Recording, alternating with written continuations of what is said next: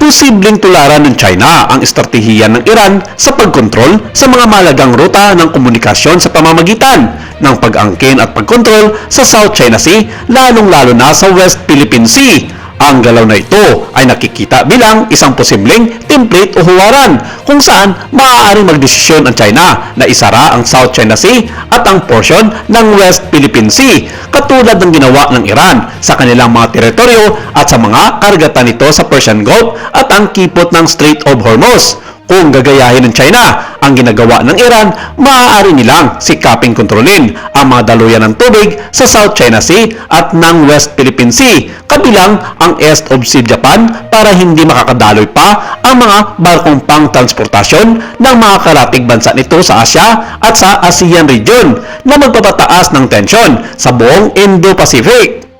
Ayon sa kumakailang report ng Stratbase International, mula nang magsimula ang giyera sa Persian Gulf sa pagitan ng US, Israel laban sa Iran, ay naging triple na rin ang mga numero ng mga barkong padigma ng China sa buong South China Sea. Dagdag pa rito ang isang pagbuo ng maramihang mga sasakyang pandagat ng China ang nagsasagawa ng mga multi-subject, combat-oriented na pagsasanay sa isang partikular na lugar sa South China Sea upang mahasa ang pinagsasamang mga kakayahan sa opensiba at depensiba ng mga tropa. Gayon din ang kanilang pagpapanatili sa mga komplikadong kapaligiran. Isa sa mga hakbang dito, ang Antelope Reef sa Paracel Island ay unti-unting binubuo na rin ng China upang maging pinakamalaking outpost ng militar nito sa pinagtatalunan South China Sea.